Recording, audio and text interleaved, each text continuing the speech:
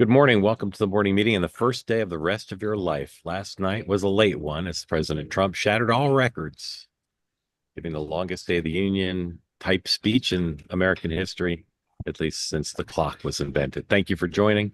Sean, Dan, and I will run through the daybook the way they do at the television network news divisions.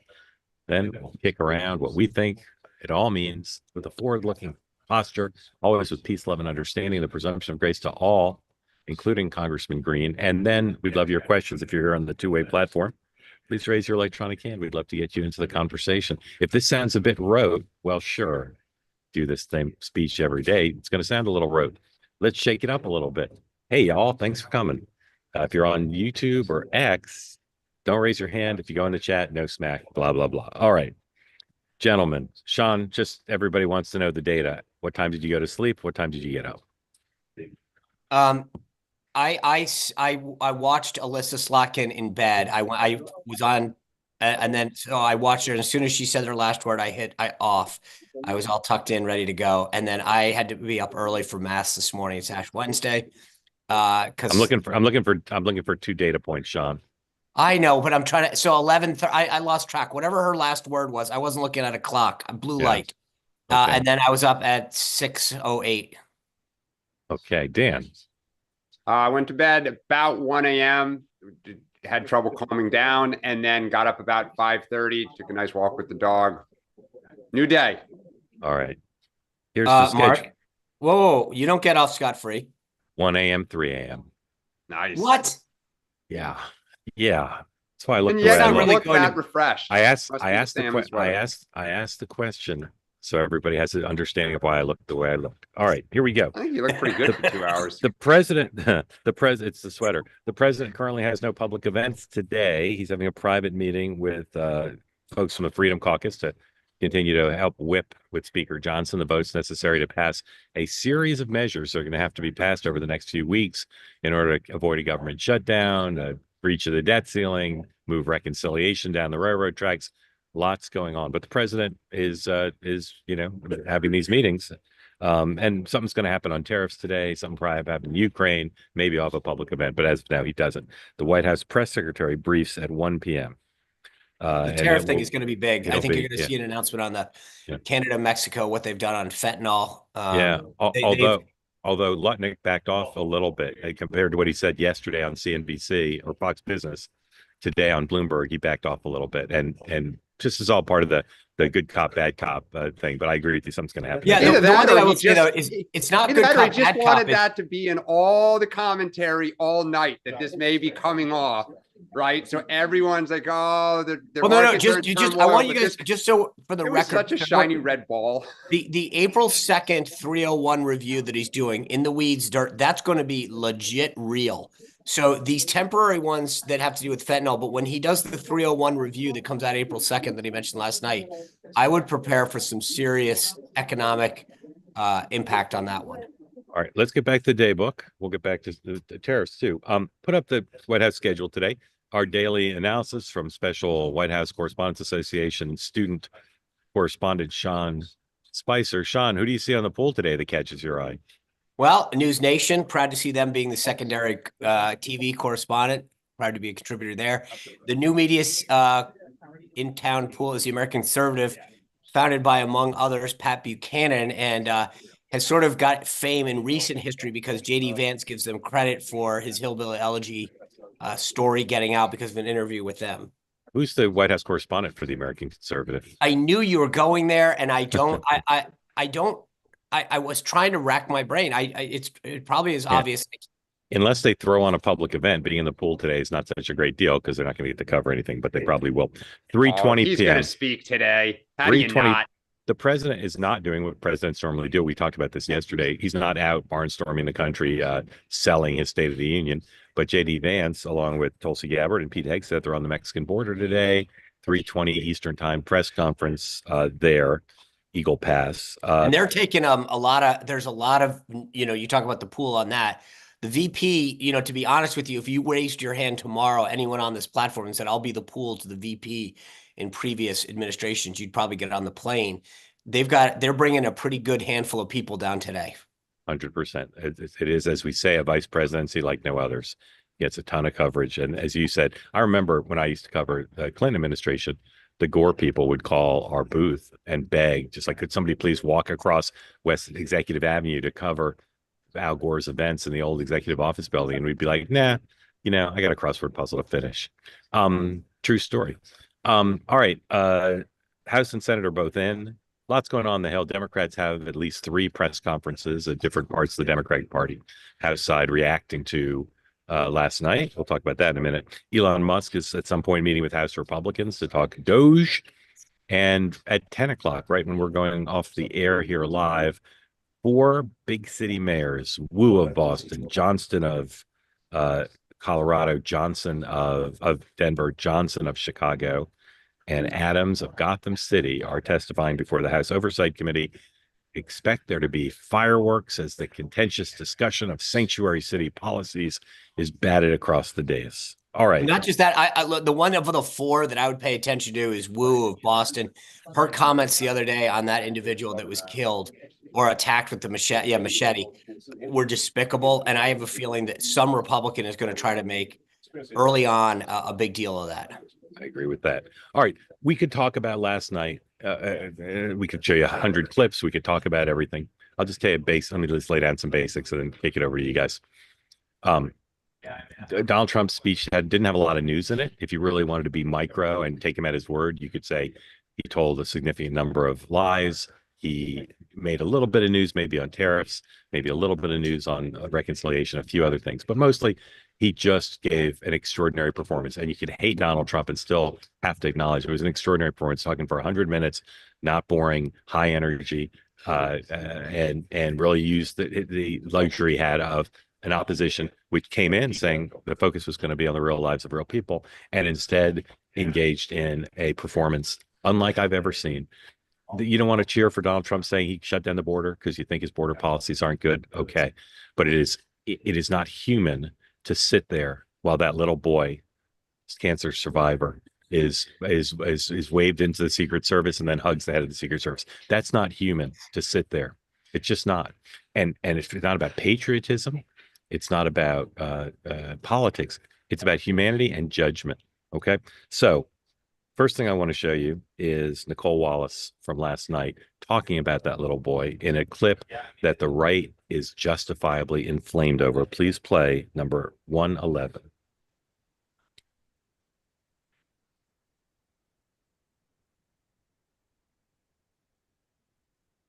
But I think this was a lesson in finding one thing. That you let yourself feel. And I let myself feel joy about DJ. And I hope he's alive for another, 95 years, right? And I hope he lives and the life he wants to live. He wants to be a cop. He knows what he wants to do. And maybe when you have childhood cancer, that crystallizes for you. And I hope he has a long life as a law enforcement officer. But I hope he never has to defend the United States Capitol against Donald Trump's supporters. And if he does, I hope he isn't one of the 6 who loses his life to suicide. And I hope he isn't one who has to testify against the people who carried out acts of seditious conspiracy and then live to see Donald Trump. And Dan and Sean will comment on them. But that's, for someone I've known for many years, that is ridiculous. All right. Meghan McCain liked the speech quite a bit. And she tweeted a lot of stuff during the night. 109, please. This is one of the things she tweeted. And remember, our friend Meghan, our colleague, is no big fan of Donald Trump. But amongst the things she tweeted, this: inject every single one of these policy proposals directly into my veins, And that leads me to a Politico story, 112. Politico's main story: the media and the Democrats continue to not understand Donald Trump and what his success is about. This is how Politico characterized the speech. It was a red meat speech that appeared more intent on ginning up the president's MAGA base than appealing to the broader coalition of people who came together to elect the president, to say nothing of the more than 75 million people who voted for his opponent. Wrong. Okay. This has been, people have been getting this wrong since 2015. The president's policies last night, almost all of them, not all of them, but almost all of them, they test 60-40, 70-30, or 80-20 in his favor. They are not red meat for the MAGA base. And they're not just for people who voted for Donald Trump. Many of the things he talked about yesterday are popular with people who would never vote for Donald Trump, but they prefer him on the policies. And that is why the Democrats are flummoxed. And that is why they embarrassed themselves last night and played right into his hands, a man who is so lucky with the identity and competence and incompetence of his opponents. Okay, a couple more things, guys. Insta polls. Okay, most polls in America are going to be a little bit anticlimactic because they just break down on partisan lines. That's why these issues that test 60, 40, 70, 30, or 80, 20 are so significant, because most issues are if Trump's for it, the Democrats are against it. Here are the two Insta polls done by two news organizations. Donald Trump would say, no great friends of Donald Trump. Very similar. 76% of people in the CBS poll approved of the speech, 69 of CNN. Those are massive numbers. Now, you got to account for the fact that these are polls of people who watch the speech. A lot of people who watch the speech are going to be Trump supporters, but nonetheless, those numbers are somewhat staggering. Finally, here's Chuck Schumer this morning on CNN commenting on Congressman Green's revolt and the general question of how Democrats did last night. Roll 113, please.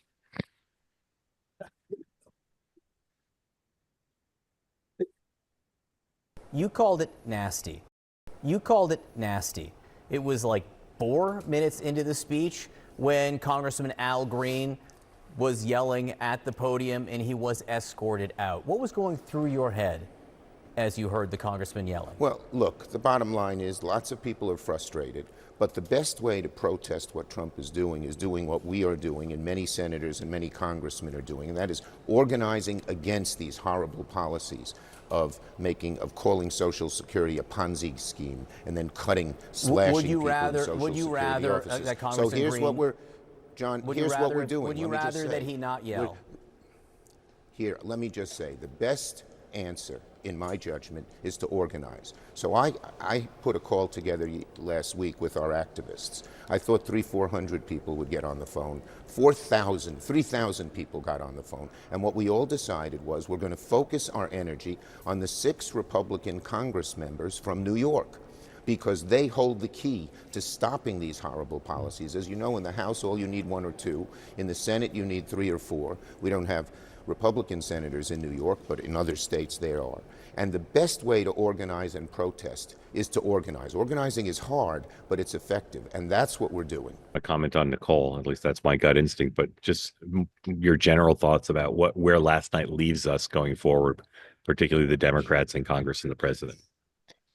So I've known Nicole a while. She's obviously a comms director in the Bush administration and was on the McCain campaign doing the Sarah Palin stuff. So I've known her a while, not best friends, but I'll just leave it at this. It was disappointing that for a group of people that are so sanctimonious about everything that Donald Trump says, to make those comments about a young boy that we should all as Americans be able to applaud. And that's where I think I'll lead with the Democrats. I think Dan's tweet this morning, if you haven't seen it, summarizes what a lot of us thought on both sides of the aisle, which is there were opportunities last night to make it clear. Here's where I don't like Donald Trump. Here's where I don't like his policies. And here's where we can come together.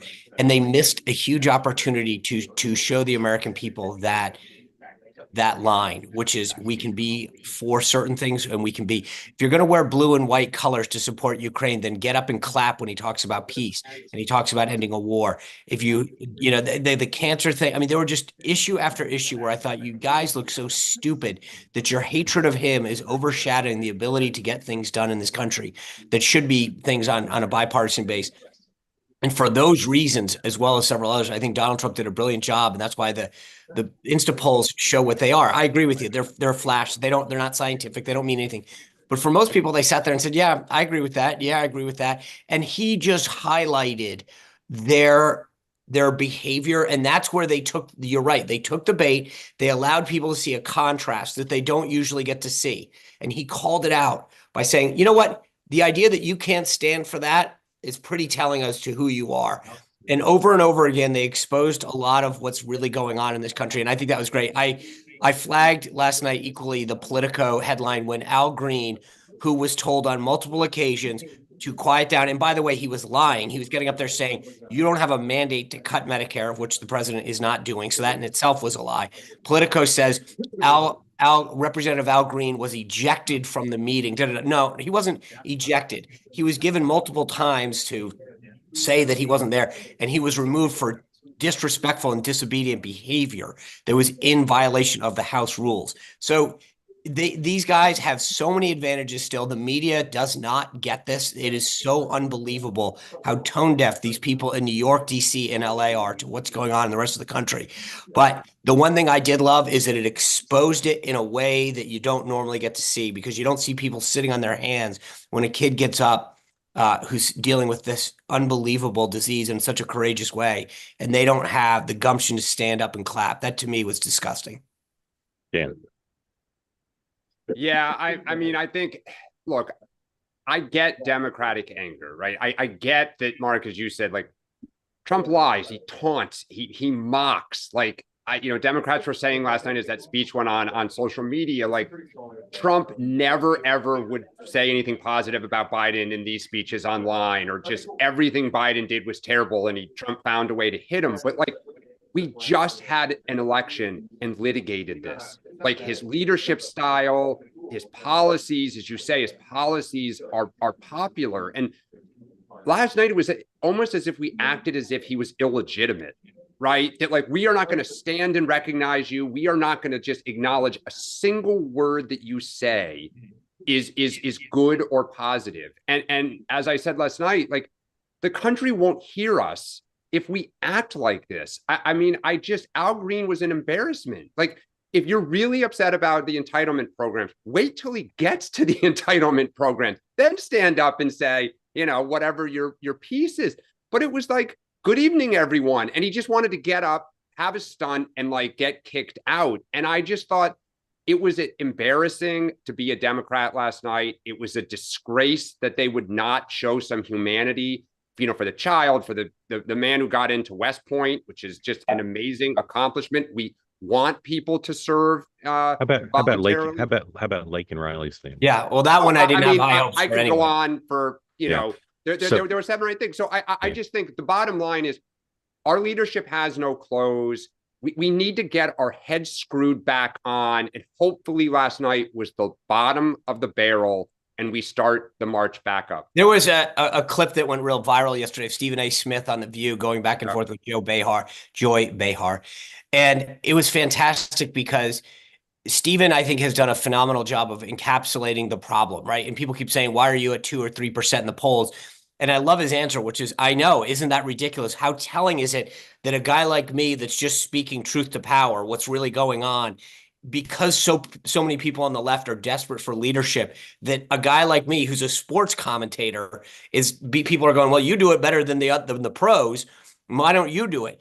But Stephen spoke so eloquently yesterday, saying, like, you guys keep denying what the voters said in November, kind of what Dan's echoing, and you still want to do it, and you don't get it. And Stephen A. Smith said, look, I didn't vote for Trump. I don't like him. I'm not an apologist for him. But at some point, we have to accept reality as to what the country wants. And it's just, last night was the personification of all of that. Right. Let me say one more thing, and then we're going to move on to Elon. And again, if you want to end the conversation, please raise your hand. Since Bork, we've been in a more polarized country, and 4 of the last 5 presidents have been uniters in their rhetoric. When they ran, they couldn't do it. Trump is the most divisive of all, but he just won. And I try not to dwell on media double standards, but I've heard since the Clinton years, or since the Obama years, I've heard about one South Carolina congressman yelling at "you lie" as a desecration of our democracy. One guy. And last night, there's almost no coverage in the dominant media of what the Democrats did. And imagine, for media double standard, imagine if a Democratic president was celebrating a young boy, cancer survivor, who hugs the head of the Secret Service. Imagine if the Republican members of Congress did not stand up and applaud. Imagine what the coverage of that would be like. I've not seen a single dominant media organization call out the Democrats for not standing up for that boy. And it is a gross double standard, and it is why the Democrats are finding so many alienated people, like in Silicon Valley, who see that double standard and they say that's just not right. Donald Trump gave a very partisan speech last night. It was a campaign rally. He showed no respect for Joe Biden. It was a ridiculous speech by the normal standards. But go look at Joe Biden's speech from last year. That was a political speech too. So has Trump accelerated the partisanship? He has. Did he invent it? No. And last night, the Democrats treated him, as Dan said, like an inauthentic president, as an illegitimate president. And the Democrats are in complete denial about what's actually happening. It was on display last night. Sean. So Well, real Mark, quick, I want to just go ahead, Dan. I was I just want gonna to just say, make a if that was Kamala Harris, so a black woman, the first woman to be president, up there giving her address to Congress, and Republicans got up and started just screaming at her, holding placards up, like people would be, I mean, they'd be melting down at the disrespect and just the way that you're treating a woman. And you like, you have to, as Democrats, step back and say, what the blank are we doing? We've lost our minds. Like, So- we set the standard for now for joint sessions or State of the Unions going forward. That is Yeah. the new bar to my party that we just did. It's unbelievable. So last night was as close to Prime Minister's questions as we'll ever get. Number two, I hope that Doge, Which I love, by the way. yeah, I do too. I do love a good Prime Minister's questions. Number two, I think whatever arts and craft program gave the Dems those signs last night should be cut by Doge. And number three, I think we overlook, sometimes we mention it, but the process of putting a speech together. I was looking back through my notes the other day and some of the pictures I took. The guests, the sequencing, the speech was awesome. And I think that his team, like that is probably the greatest collaboration of a speech that any president gives once a year. You reach out to the departments, everybody gets their 2 cents. I've known Sean Curran for the longest time, since 2015, the new Secret Service director. And when I saw him walking in the chamber last night, it was funny. I literally was on air talking about this, and I said, well, there's Sean Curran, I'm kind of intrigued as to why he's there. Because he came in, he's wearing a law enforcement credential, obviously head of the new Secret Service, still an agent, but and they used people in a way to illustrate the effects of policies that no one has seen. I mean, Reagan obviously made this a big deal, but like he took it to new levels last night, and you got to give credit to the staff for how they put that together and how they responded to it and amplified it. It was phenomenal. I agree. We've never had a television producer as president. He's a great television producer, and television production is about casting above all else, and they cast it beautifully. All right. Dan, what kind of speed bumps is Musk hitting right now? All right. He's actually hitting a couple. Again, this is why there were so many opportunities from last night that Democrats could be talking about. I think the element of surprise that they're kind of launching is starting to bite. Like, more and more Republicans are saying, like, we have no heads up. I'm getting phone calls. We don't know how to respond. We don't even know who to call. I think some of the chaotic and reckless nature of the acts are also just starting to, like, again, common sense is hitting people. Like, this doesn't seem right. And I think, the government is not the private sector. When he did this at Twitter, they could kind of, come down. They lost, business, but they had enough to kind of keep going to try to rebuild.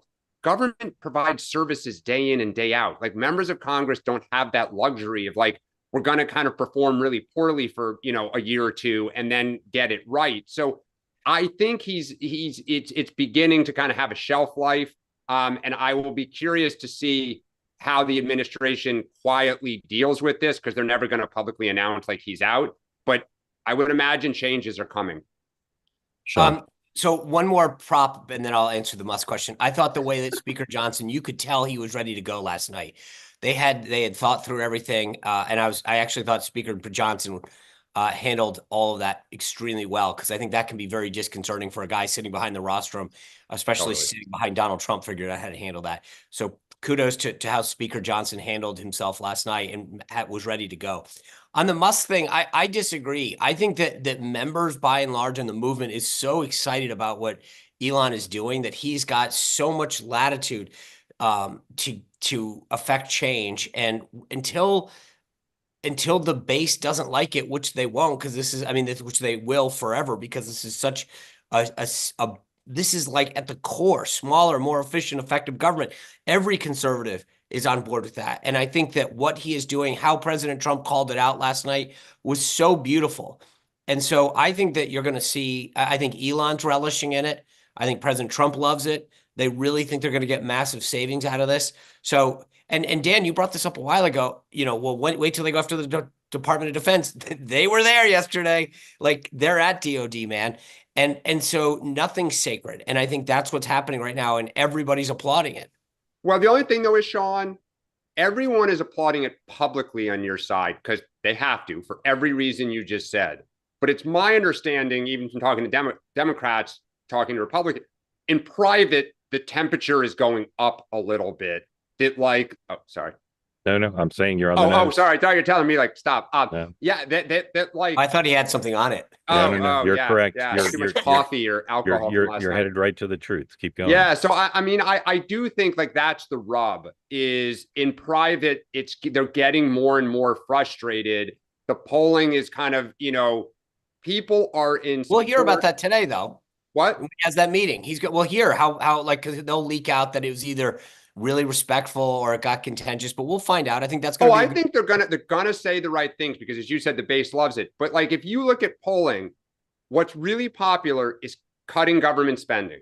But then when you get into every other kind of metric of it, it's getting less and less and less popular. And so I just think in private, they're going to try to probably solve this problem and some things will change, but they won't give Democrats that like benefit. But I look at this very akin to like the BRAC movement, which is we need to reduce the size of but not my military base. And at the end of the day, everyone's on board. You have to posture to protect things in your district. I get that, it's natural, but this is such a great win for the movement that I don't think they have to do certain things as members of Congress they're parochial in protecting their interests. But at the end of the day, I don't see anybody losing because of this.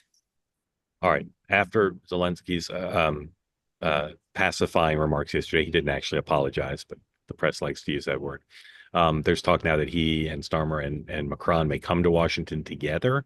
I'm still skeptical that the Europeans can play a big role here, but there's no way. Starmer's not that stupid. Neither is Macron. So, Sean, what do you expect now in terms of sequencing? Sequencing is what I've said since day one.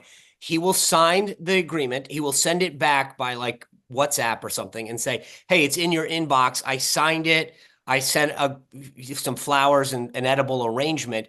Please say yes. And then but no one is dumb enough to get back in a room again and allow this thing to fall out. They want the stuff that is signed, pretty bows on it. Maybe once it's all done, but I don't think the Europeans, after what they saw, they're not dumb enough to get on a plane and come over until everything is tied up in a bow. So I think you might see some shuttle diplomacy, Keith Kellogg, others going over to Europe or something. But my guess is he read that letter for a reason last night. It's not what the press says, it's what the president thinks. And I think, based on his reaction last night, that President Trump is assuaged by the words that Zelensky used. So that gets it back on track. And then I think the next move in the chess match is to figure out how to get Putin now into the equation and get a deal on the table. Dan. I think in honor of Ash Wednesday today, Zelensky has to pay more penance in public. I mean, to Sean's point, he's going to sign the deal. And I think basically Trump can do whatever he wants in terms of like, this is what I need to see for you to grovel in public and kind of humiliate him a little. And I'm just speaking kind of raw politics here. But I do think this will move forward, just as Sean said. But the overarching thing, though, is that he wants a deal. Trump does not want war and destruction. He understands. I mean, literally, this is the art of the deal. You got him to do what you want.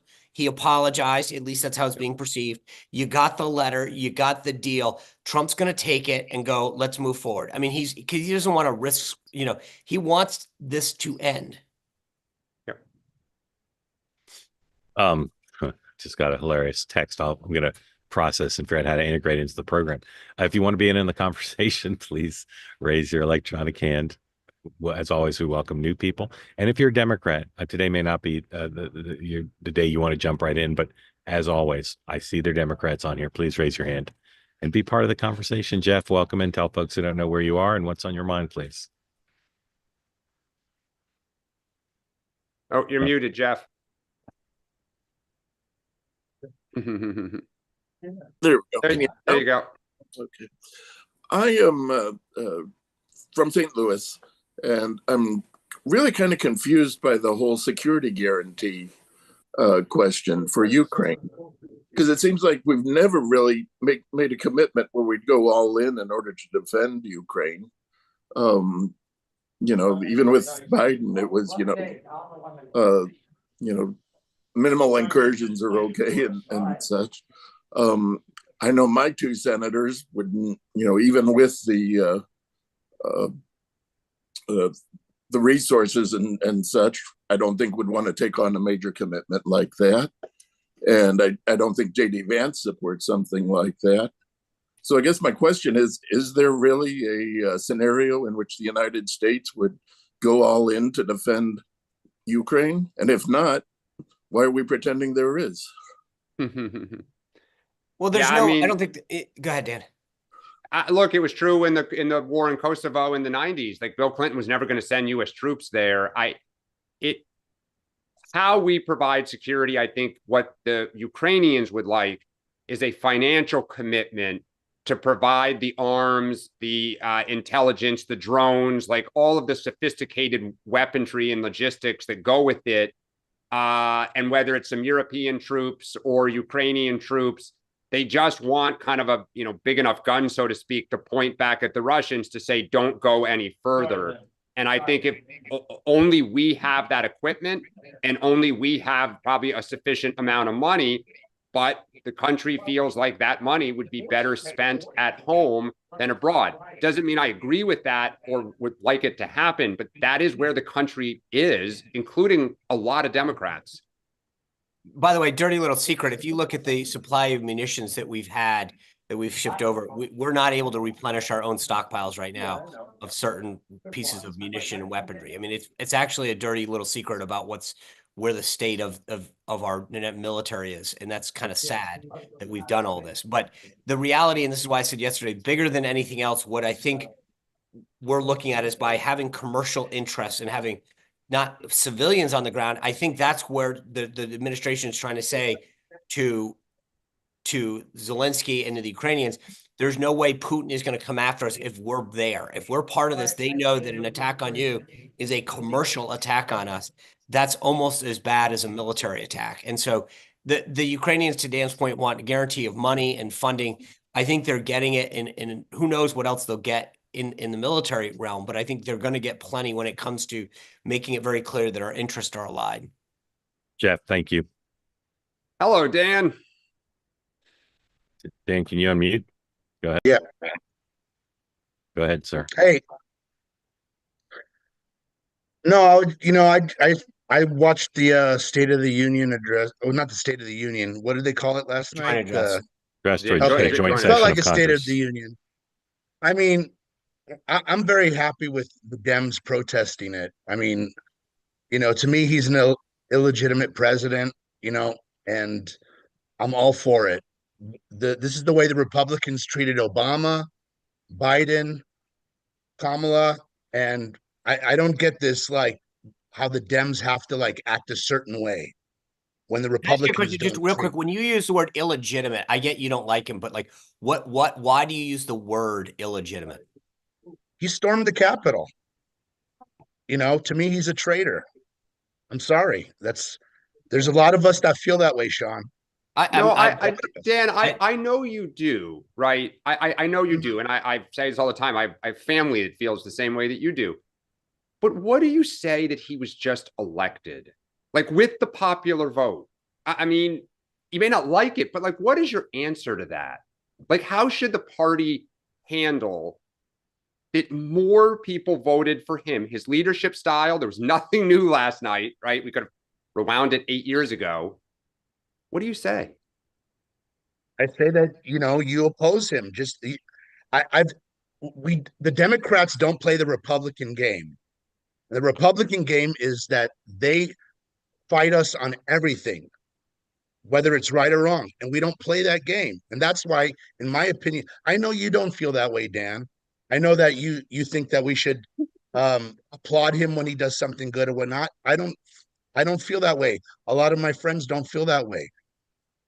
We oppose everything about him. So Dan, okay. On policy, I get it. Okay. So But what do you say to the humanity of some of those? Look, they're political stunts, but they were good political stunts. The boy with cancer, the young man who got into West Point. Do you not think that you should acknowledge a kind of lighthearted moment? Like I can't see that Republicans, some of them, Mitch McConnell, even at his like nadir against Obama, would have, I believe, would have stood for a child who got inducted into the Secret Service. Do you agree? I agree with you on that. But at the same time, like, where was the outrage when Republicans weren't standing up for Sandy Hook parents? Yep. There were some of them, and no one, John doesn't call that out. It's always against the Dems, and I'm tired of us losing this fight. That I don't know. I feel like the Republicans. That's a good Here's the example. thing that I think is interesting. That's Even if I agreed with you, I think how they did it last night was stupid. Yeah. If Al Green wants to, no, hold on. But here's my point. I'm trying to help you. Is if Al Green wants to go and make a spectacle of himself, 4 minutes in before the president has spoken, waving a cane and yelling about some random Medicaid stuff that's false, isn't going to win you anyone over. So my point, beyond disagreeing with you overall, is to say tactically it was really stupid, because no one, even people who probably agree with you about Trump, looked and said, wow, you're making an ass of yourself. And I think that doesn't win you anyone. And I would say the same thing of our folks sometimes when we do stuff. It's what are we doing to grow the party, grow the movement? And last night, what I saw is a bunch of people who drew a contrast that said, I don't know. And this is frankly the issue. So many people on this platform over and over again during the election season said, I was a never Trumper, but they went too far. And last night was further exacerbation of exactly that, just manifested on the House floor. Okay, but did you say the same thing last time when Marjorie Taylor Greene and Boebert did the same thing and weren't kicked out? When they did what? Well, they didn't keep going. They said it for like 30 seconds and then they piped out. And frankly, I'll say it to you now. I don't believe, actually yesterday I said it. I don't believe stunts on the House floor when the President of the United States are speaking is appropriate. So I said it then, I'll say it again. I don't think that there's a certain level of decorum that's expected. Okay. But you speak for tens of millions, Dan. Like, I mean, I'm serious. And that's why I wanted to hear what you said. I was excited when Mark called on you. Like, you speak for a lot of Democrats, right? And who feel like Trump has no respect for them. That he is in their face 24/7 with, gratuitous shots, lies, taunts, boasts. I hear you. Like, I totally. Yeah, and I don't get like how we have to act properly when he doesn't and they don't. Go ahead. I'm sorry. It's just a question of how we do it and where and when we do it, right? I mean, look, there's a reason that 47.5% of the country hates him. Like, there's a reason that they don't like him. So, like, are we trying to harden opposition into us because we're going to go to 11? Like, in my judgment, to Sean's point, the goal is to win elections and rebuild our brand.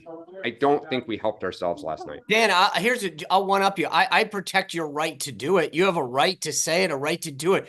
But I think tactically you look like morons and you actually hurt your cause.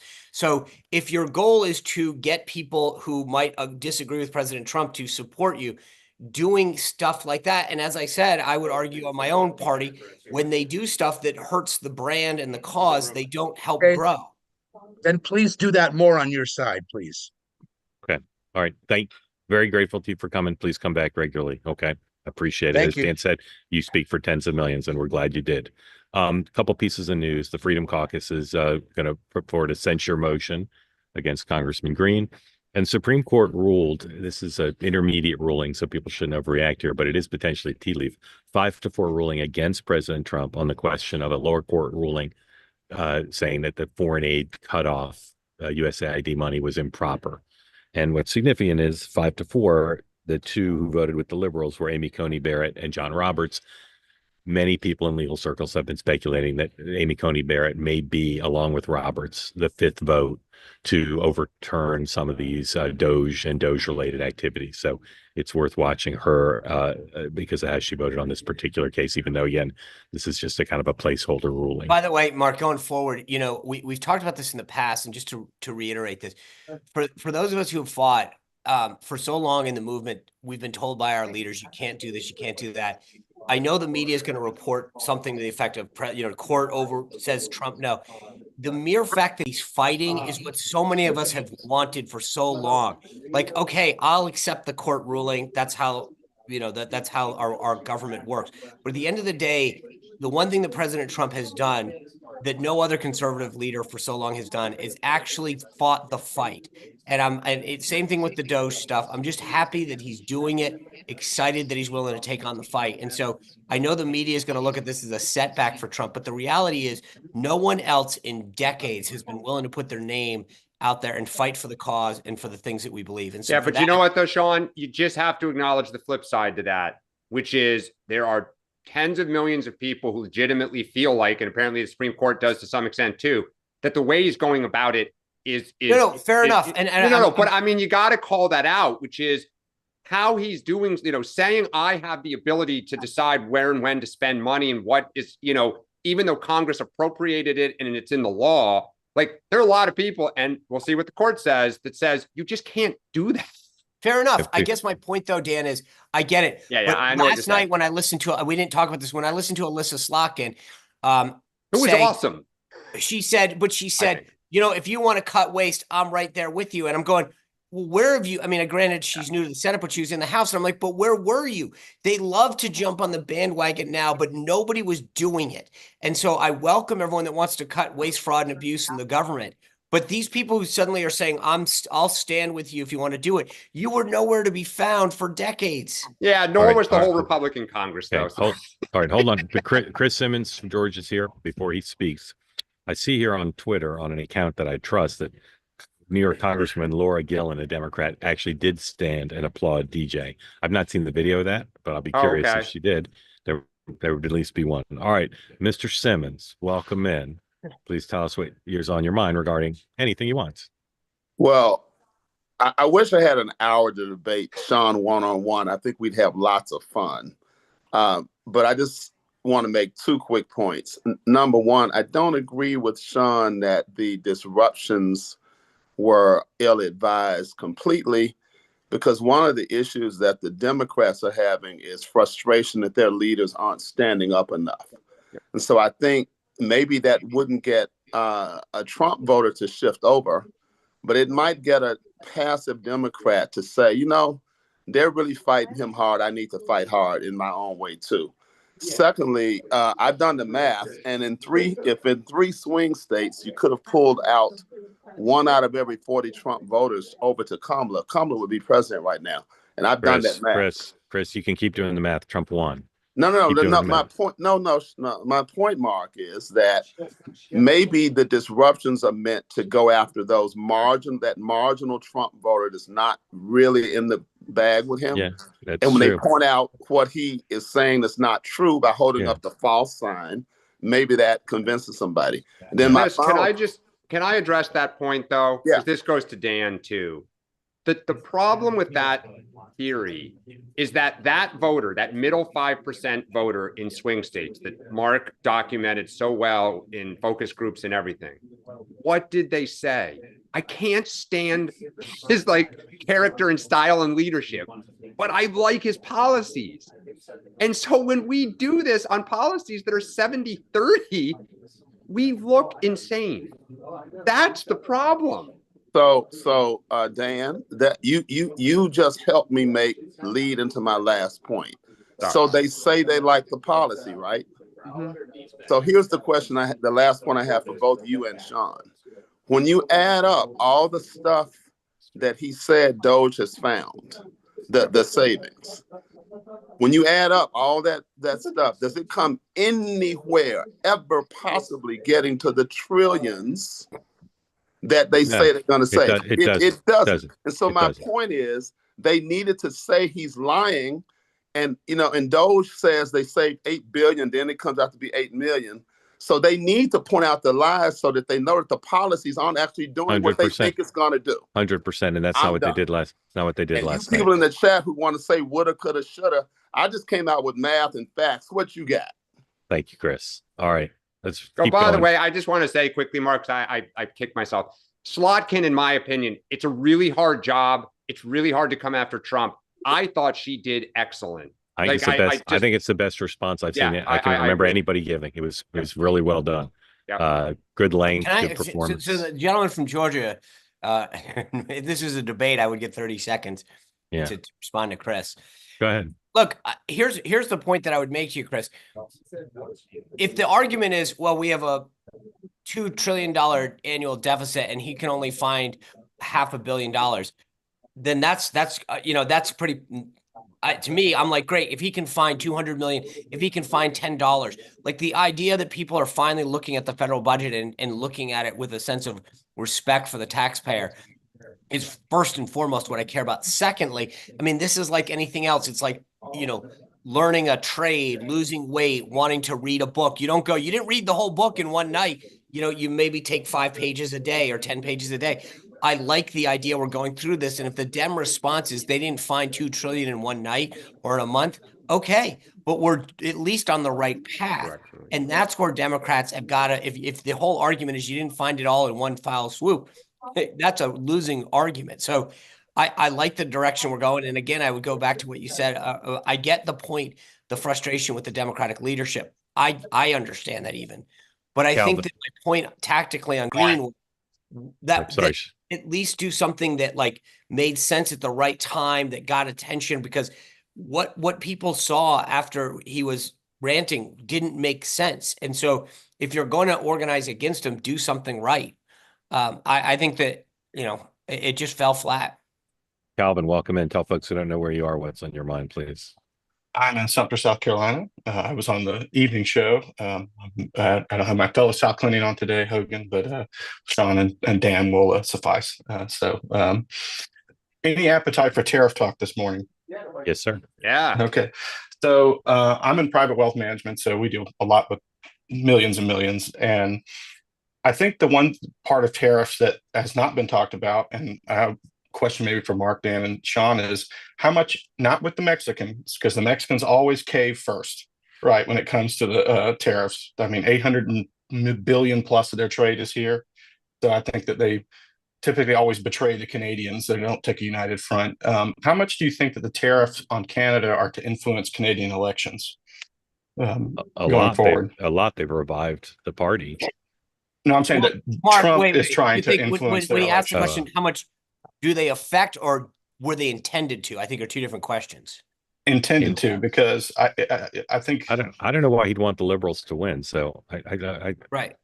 That's what I'm saying. I don't think intended to. They will have an effect. I don't think they're intended to. Wait, there's breaking news on your screen. Turn around right now, Calvin, and tell us what it is. it's the PMI number for the S&P Global, which was a beat, 51 to 49. Thank you. Special correspondent. Yeah. I mean, look, I think that you're going to see some walk back of the tariffs today on both Canada and Mexico, because without getting in the weeds, the president said these were about fentanyl. That was an emergency use of trade dispute mechanisms to get around USMCA and WTO. So once they said the other day that it was actually intended to do other things, they had a problem. I think you're going to see an announcement today that will take both of the tariffs back down. And then, as I said, if you are a trade person, keep an eye on that that April 2nd date. The 301 report that's going to come out is going to be huge and impactful on a lot of markets, India, China, et cetera. Well, Calvin, push back for 1 second. Yeah. I'm not so sure that Trump doesn't want the liberals to win, because throughout he has always gotten extractions from Trudeau, right? Yeah. I mean, he seems to always have beaten him in a trade war. He wants to discombobulate Canada, and if that means the liberals have a better chance of winning, he'll deal with it. But he doesn't want them to win. I don't believe that's his intention. His intention is to discombobulate. I think one of the many things that's sad about our performance last night is on tariffs, like voters increasingly are very skeptical of these, unlike in 17 through 21, where they seemed pretty supportive. My sense is Trump is actually a little nervous. Like I thought one of the surprises was for him to say, like, there's going to be a little bit of pain, maybe, because during the campaign, he definitely said there wouldn't be any campaign pain. And you had several CEOs, Target, others coming out and saying, like, we will start raising our prices on almost everything very soon if this goes through. just cold reality. They have to tell their investors they have a fiduciary duty to disclose kind of material impacts to their operations. And so I thought, it would have been great if we were talking about the fact that these things are a big problem and voters don't like them, but we're not. Well, the pain part, I think, is because he knows there's going to be disruption in the market and temporary prices, and he's trying to make sure that people get ahead of it. So he's making that clear. He's been saying that for weeks now. Calvin, thank you. That's it. Weeks. Hey, Dan, I never read the chat, but please don't write that in the chat. And I know people in MAGA write worse things than that all the time, but there's just no reason to write something like that in the chat. We're delighted that you got to speak. We're delighted that voices of the left are very welcome on this platform, but please don't write that in the chat. Okay. It just sets a bad example, and it allows the MAGA people to write that about you. And there's just no reason for this platform to become a place where people use profanity and attack each other personally. That's just not what we're trying to do. So I'm singling you out, even though you're far more often attacked than you are the offender, but I just don't want you to head down that path. All right. JJKK, right? Hey, here's Kathy Cage. Here's Mr. Johnson. Kathy, tell folks who don't know where you are, what's on your mind, and then Mr. Johnson. Hey, thanks a lot, Mark. I'm in Central Texas, loosely defined as between Dallas and Austin, in the middle of nowhere. And what's on my mind was I was wanting to respond to the gentleman, and I'm sorry, I had stepped away and I don't know who was saying it, but they were discussing how Doge's findings were not really significant, or the value were not anything to the budget. And so I just want to give the point of view of somebody from what you would call the heartland.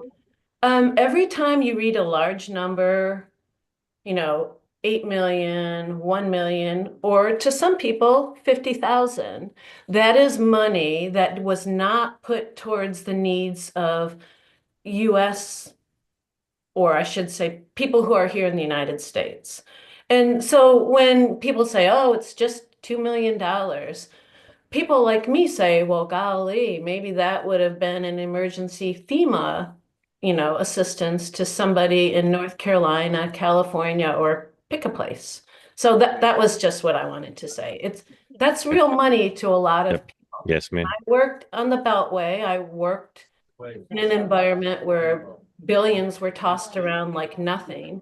So I get that point of view also. I'm not just a rube from Texas, but anyway, that's what I had. I've never met a rube from Texas. Thank you for that. Well, I'm not a simple girl. How about that? you speak for tens of millions. Mr. Johnson, unmute and tell us what's on your mind, sir. Oh, wow. Well, longtime viewer. So happy to be here. Great admirer of the program, and just can't tell you. I'm 68 years old. Since I first voted, I've always voted Democrat. I am so disillusioned with the Democratic Party at the moment, and really feel homeless. I guess I'm part of the independent quadrant, but wow, I have so many stored up comments here. I don't know where to start. All right, take your time. Take your time, but not too much time. Sure. Yeah, I thought, well, actually, my son is a personal friend of Al Green, and I was just horrified by the behavior of the Democrats. I didn't really mind the paddle signs that were a little funny, but I mean, if you just want to say lie because there were lies, I mean, if it was a lie, whatever. But just that really took that behavior up a notch again, and the Democrats were doing it. And yes, maybe the Democrats, I don't know, I just can't see them continuing the way that, say, the Republicans treated Obama, just, blackout, just firewall. It's disgusting to me, and I'm really disappointed. Just as Americans, I don't really care about the party anymore, but just as Americans and us, those are our representatives. I mean, come on, I grew up in Lawton, Oklahoma, which is next door to Fort Sill, which is the military artillery training center for the Army. And so they fire rockets all day long out on the range, and it kind of rumbles the town. During Vietnam, it was like incessant. And so just recently, in the past few years, I still go back there to visit my 98-year-old mom.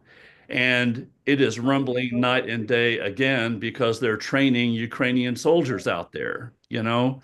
And no one really realizes that. I mean, I think it's one reason they have that base out in Southwest Oklahoma is nobody goes there. Nobody knows what's happening there. They've been training a lot of other foreign militaries for a long time since Vietnam. But I'm bringing this up because the money to Ukraine, I just looked this up. If GPT is reliable, you know, to reinforce my understanding that the majority of the funds being given to Ukraine go to like all the soldiers who are training the military, you know, the Ukraine soldiers here, to all the arms manufacturers here, which maybe that money is going to the CEOs of those companies largely now, but it's also providing tons of jobs for Americans. That's correct. That's correct. Let me cut you off and ask Sean and then Dan to react to what both of you said. And thank you both for coming. Sure. Appreciate Jay sharing his comments. Kathy, I agree with you wholeheartedly. I think that's the whole point of this. Hopefully we can get to a point we get deficit reduction, but the idea that we are blessed to live in a country like this. It costs money to run it, but don't disrespect the money that I send there. And I think that there's finally a sense of that, which is welcome news. Thank you both again for being part of the show. Come back regularly. Sean, what's on your show tonight? Well, we mentioned that other South Carolinian. Hogan Gidley was there last night. He's working as an aide to the speaker, as you know, because of his appearances on your show. So he's going to join me today, talk about the inside baseball stuff, because I want to know what the speaker was doing to prepare for this. And then Caroline Downey and Dylan Hoseman from the Daily Caller are going to break it all down. All right.